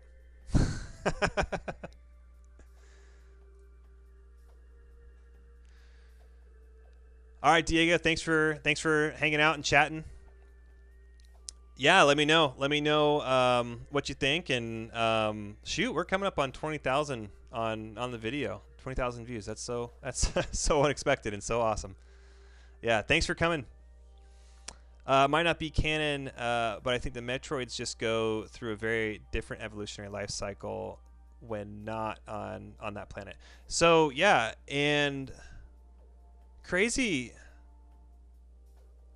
that okay, so I don't know. There might be some backstory here with like Metroids that I don't know very much about, but there's not a ton of variations of species that you encounter in Metroid Prime, and at least Echoes, like Sheegoths, for example. Like, they're all the same Sheegoth, and then you get to the Sheegoth boss. Wasps, you get to the Wasp, and you get to the War Wasp boss. There's like the Sand Diggers, and then you get to the giant boss. There's oh gosh, this like some of the Guardians, of the Ing. There's different versions of the Ing, tons of versions of the Ing. Plus all the Darklings. But Metroids, there's a bunch of different variations of them, right? You have like the regular Metroids, you have the Hunter Metroids. There's another one that I'm not remembering. Let's pull them up. Which suggests that they're just a highly evolutionary thing anyway. Okay, in Metroid Prime. Phazon Metroid. Fission Metroid. Oh, get out of here, ads. Oh, Metroid Prime. Dude, there's just a ton of them. So just in general, they're like the highly evolving species. No, I've not played through any of the 2D Metroids, and so I'm part of what makes, I think, stories retold a little unique is the sense that like I'm really unpacking the story through someone who's viewing it for the first time. Having played Metroid Prime probably a dozen times, and then Echoes now my third or fourth time, I couldn't quite remember. I have a lot of knowledge on those two games, but I don't have a lot of knowledge on like the Metroid Prime universe, which is why these live streams are so cool because you guys are pointing me towards like really important information. So I haven't played any of the 2D games. After I do Metroid Prime 3 streams and do all the stuff on that, I really want to look into doing a lot of the 2D stuff because I know that there's a ton of good information in there. And also, I mean, dude, I didn't realize it. Like I was listening to, I live near Sacramento, California, and so the Kings are they're my basketball team, and I was listening to the Friday morning show, and the host is like way into video games from back in the day, and his favorite is Metroid, and I was like, oh, that's awesome, like the original Metroid, and so sometimes I don't realize how far-reaching the Metroid franchise actually is, despite the fact that I think a lot of us can agree that Metroid Prime is, at least critically acclaimed, one of the most memorable games from GameCube. But no, I haven't, and I absolutely plan to, probably after the Metroid Prime 3 streams, which I'm hoping to do, like timeline for my channel, if everything works out the way that I'm expecting to, having a housing change in a few months, having, go back to working on just my business full time, which I'll have a lot more time for editing. Like I want to do the Echoes video, release it in the spring, and I want to do all the Metroid Prime 3 streams like by the summer or like early fall. Like that's what I'm hoping to do, because then I'll have a lot more extra time to be able to do that. And the streams, like that's way less time intensive than doing a stories retold. Like the amount of hours that go into like script writing and editing significantly more than doing a stream. And so I kind of want to move, not exclusively towards that, but I want to move a little bit more towards the streaming end, for doing some more Q&As and just chatting and things like that, just because time restraints. But I'll have a lot more time to be able to do editing. So all that to say, after Metroid Prime 2 streams, definitely the 2Ds are coming. There's a scan in the mines about other pets saying that you need to be terminated, or they need to be terminated due to phase-on madness. Translation: your mining job is making your dog cat go crazy. Will you please kill it? Yeah, seriously.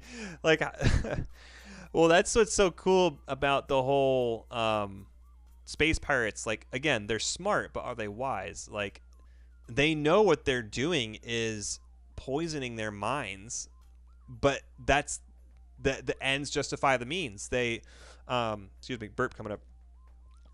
If you guys watch Harry Squad streams, we know that we're all about that. There's a lot of burping in those streams. But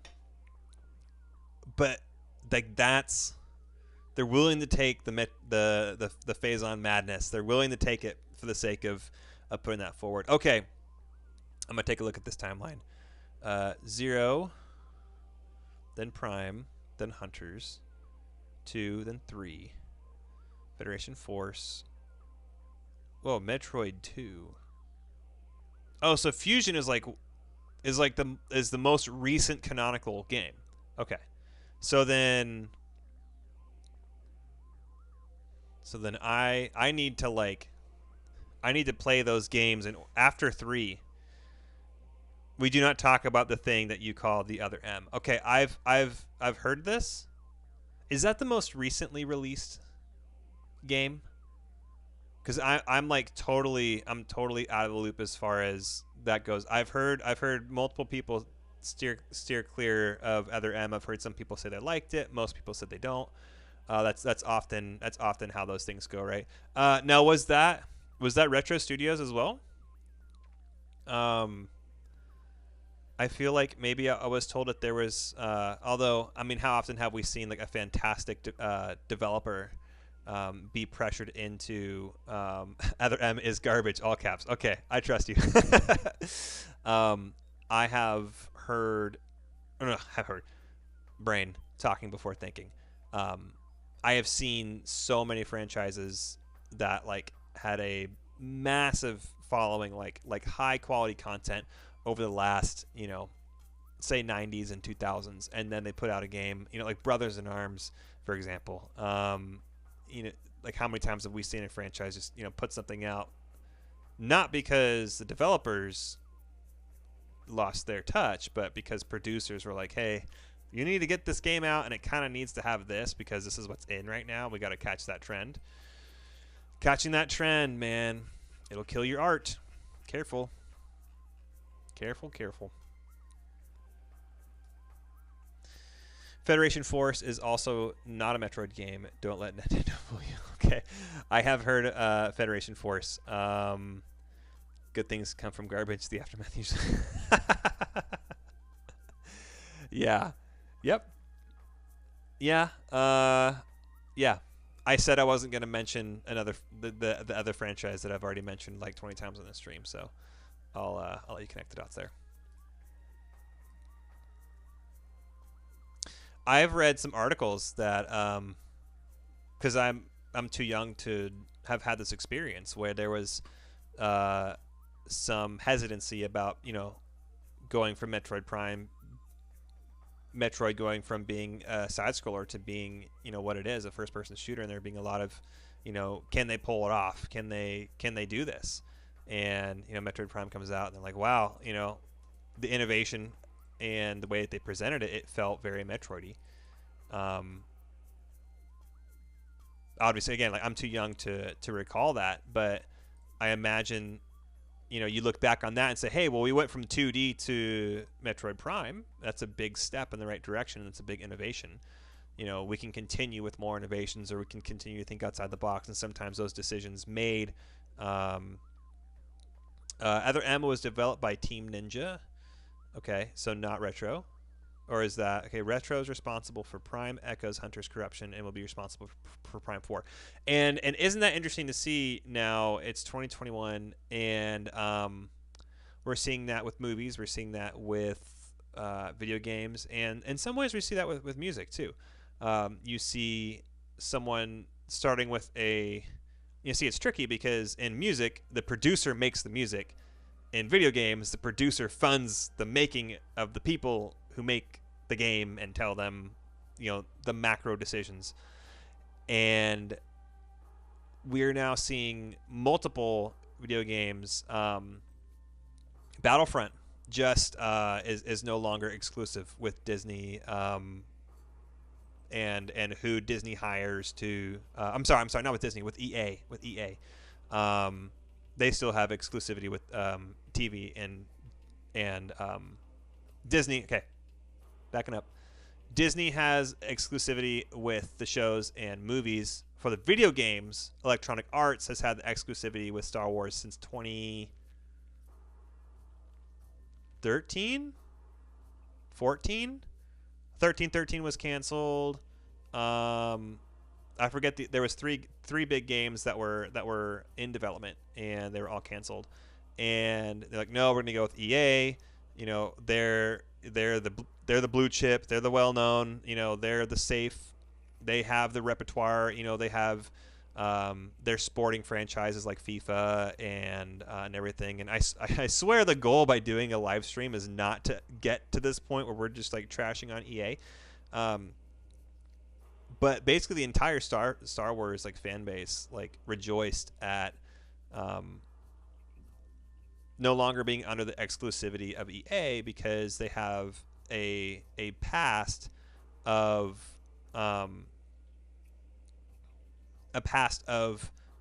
pressuring development studios to make decisions either to follow a trend or because of financial strains, time strains, or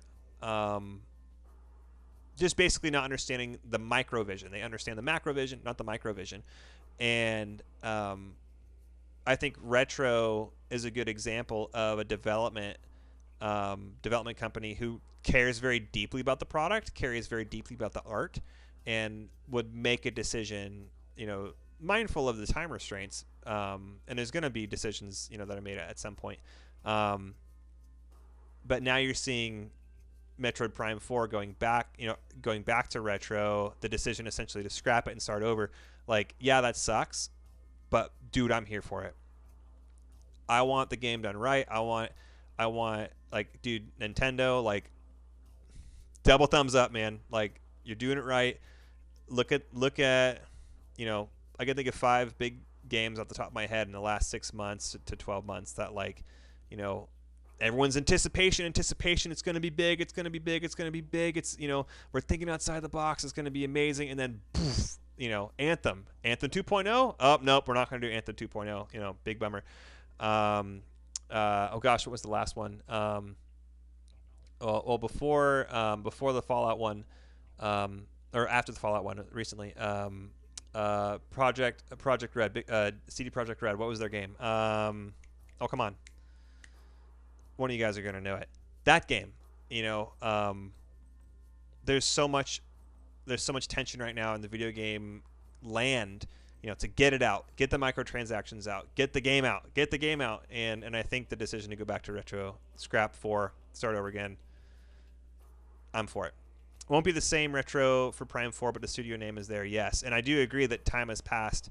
I'm a part of a Battlefield 2 Modern Combat remake project, and we actually just got it was the tech director of the game is now in our Discord, and which is really cool to be able to have someone who is involved with the original making of the game, helping us with, you know, some advice. I'll keep my words, you know, limited. I don't want to speak on his behalf or the rest of the project. Basically, my involvement in the game is to help, you know, spread word about it and be kind of a community manager. And then I'm also the mod on speedrun.com for the game. But what I like about having someone who's in the know is they can help us understand, okay, here's how the game was developed in 2004. It's 2021 now. You know, that's 17 years later. This is a different DICE than it was in 2004. Renderware, like all that stuff that made the game, like the engine and stuff, it's like you don't just go access that. You know, a lot of time passes, and so when you have a company 17 years later, you're right, like that could be very different, but hopefully it's more than just the name. I'm happy it's late in the video game industry. Delays mean more love is being put into the game. I agree. Look at Elder Scrolls. Take your time, Bethesda. Amanda's Metroid deserve a good amount of love. Yes, it does. Yes, it absolutely does. I forget that The Force Unleashed 3 got shafted because of that deal. Thanks for reminding me. Anytime that I can remind someone of a reason to not give EA money, I'm here for it. You know, there's 3 things sure in life. You know, death, taxes, and EA wants your money.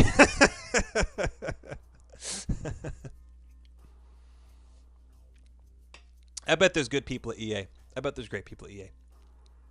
But I'll let that be open ended. I swear it's not my intention to get to a live stream every point bash on EA. I swear it's not my intention. Sandgrass, you guys. Sandgrass. So where does the solar energy for Sandgrass come from? The light of the planet. Yeah, so this whole ink possession thing is really interesting. Oh, speaking of speedrun, thoughts on summoning salt? Speedruns, short thoughts on summoning salt. I'm not familiar with summoning salt is. Is that a creator? I'm not affiliated with the Blow channel video, but someone did take some fan art with insane graphics talking about Metroid Prime 4. Makes me hope it's good. Look up Metroid Prime Talon Canyon. Okay. I will say this. I have observed the Metroid Prime speedrunning community from a position in the same way that someone would look at the Grand Canyon and go, "Holy crap, that's amazing." I can't do that. You know, I can't make the Grand Canyon. But man, that's really cool to look at. Dude, I have looked at the mechanics of those speedruns. I was like, let me find a different game. You know, let me go try and speedrun Star Wars Bounty Hunter, another game I will cover, by the way. Dude, the speedruns on Bounty Hunter are insane too. I can speedrun a first-person shooter because I mean, it's less about mechanic and more about just like how fast can you actually do this level, find shortcuts and things like that. Some of the Mass Effect speedruns are pretty crazy too.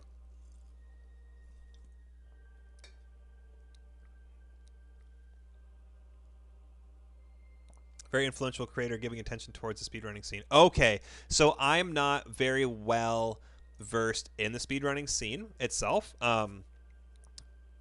Coming from a mod on speedrun.com, that's probably something that you don't want to hear out loud. But I'm very isolated in that. You know, I kind of like, oh shoot, I'm one of those people that has my big meaty claws in a number of different places. You know, like I do a lot of things. Like you know, I'm the kind of kid where it's like, okay, pick a sport you want to play. No, I want to play all of them because that's my personality. I want to do all the things, right? So that explains why I might be a mod on speedrun.com for Battlefield 2 Modern Combat, but I'm kind of displaced from the scene itself as a macro. It's kind of my calling card to be involved in many things everywhere.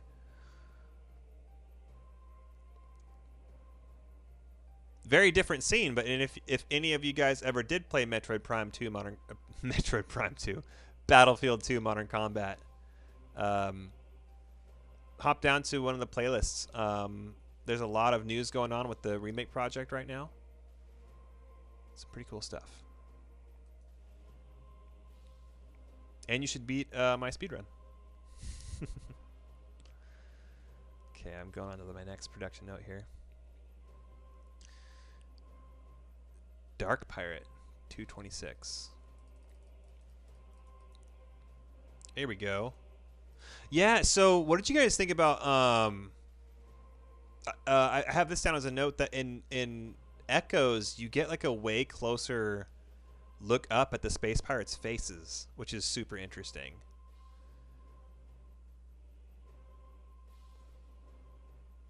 Don't do it, but I think a dangerous drinking game would be every time I say the phrase, "That's super interesting," drink. Don't do it. You'll be in a hospital. I do not advise nor I condone of that level of drinking.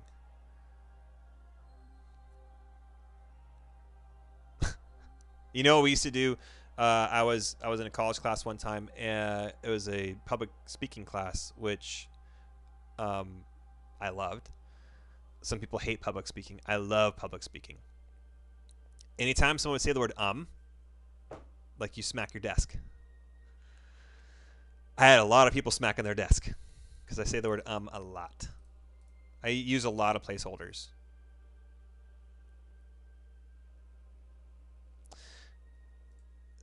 This is wild. This cutscene. Pull this up here. Stand by. This cutscene where the space pirates are like gonna shoot the cloud.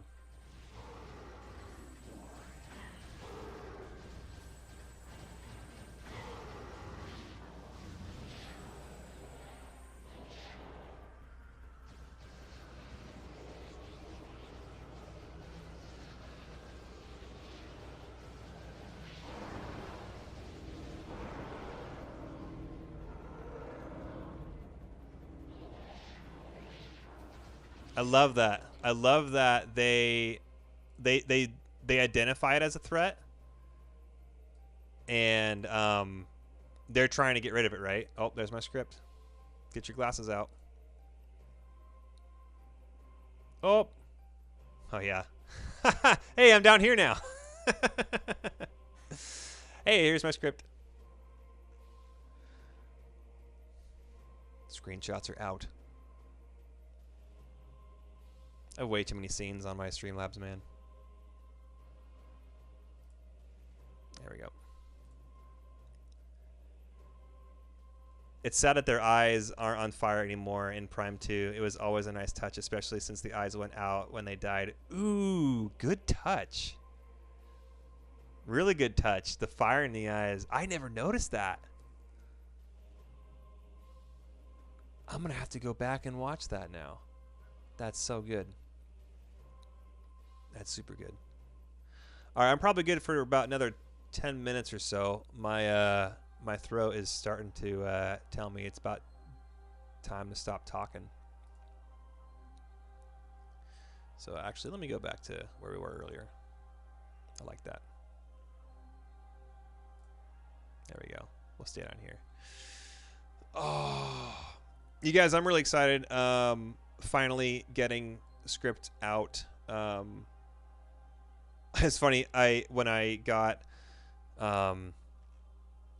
got to start putting the feelers out there that we're gonna do a Metroid Prime. Oh yeah, you can see all my tabs now. We were gonna do a Q&A. I got immediately. I got a number of people. You know, like, okay, so my question is, when is Echoes gonna come out? I knew that was coming. I could just see it coming.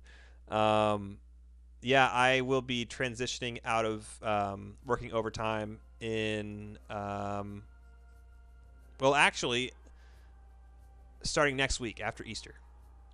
And then I go out of state with my girlfriend, aka Mrs. Swag, if you're watching. Hello from Dixon. We will be going out to Texas. I get to meet her family. Pumped about that. And then after I get back from being out of state, I'll be training a number of people. After I'm done with that, hopefully in May, I'll be back onto a regular schedule. So I know it's a little while to wait, but back at the beginning of the year, I was thinking, well, maybe I can get everything out by March, and then realizing how much overtime I'm doing. And when I say overtime, by the way, let me just clarify too, because I'm currently in a position of working 30 hours, and without going into too much detail, basically I'm in a position of like interim transitioning from one person to person. So this was my position, and now I'm back in it as an interim, and basically in multiple departments. And so I'm at my church. I'm currently overseeing 3 different departments, and that tallies up to 30 hours. But if any of you guys know, one, church world, and then also if you're overseeing 3 different departments, that's just a lot of extra time. And we brought in a new system, like a completely new structure, and so we took a lot of time there. But then I'm also getting my wedding business back up and running again, which has basically been paused because of COVID. And so all that to be said, I do work freelance as well, doing videography stuff. And so all that together adds up to anywhere between 50 to 55 hours of work, every week. And so haven't been able to work on the script very much at all, since that takes a lot of mental energy. And what free time I've had, I've basically, spent it with Mrs. Swag, or like playing Minecraft, just completely melted in my chair or in my bed, wherever I'm playing from. Yeah, I definitely. I'm looking forward to my new schedule. You're right, especially obvious in the Omega Pirate. That I did, because there's a cutscene for it, right? There's a cutscene. Blue Fire. Is it Blue Fire? Let's find out together.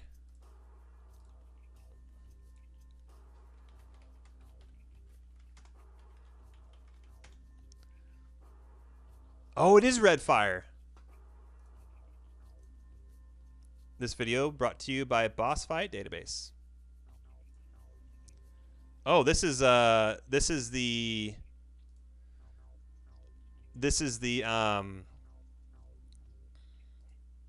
mastered version. What's it called? Help. Trilogy?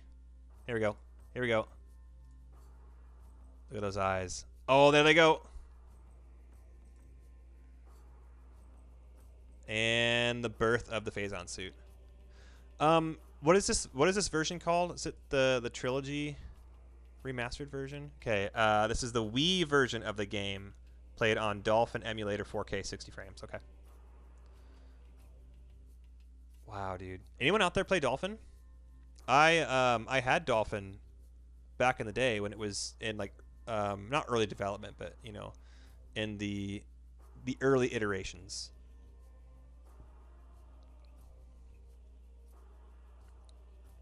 Oh, oh, did we just lose the webcam? Why are you doing this to me? There we go. All right, everybody. I'm going to trilogy. Okay, trilogy version. Right on. Um, what happened there? Oh, that was weird. Had a weird set of things going on there. Just jump in. Oh, I'm so sorry that you're just now jumping in because we're gonna be wrapping up here in just a sec. But we were talking about Metroid Prime, talking a little bit about the script that I have going on for Echoes. I'm homesick. I'm actually on the mend. I'll be working from home tomorrow, which is kind of nice.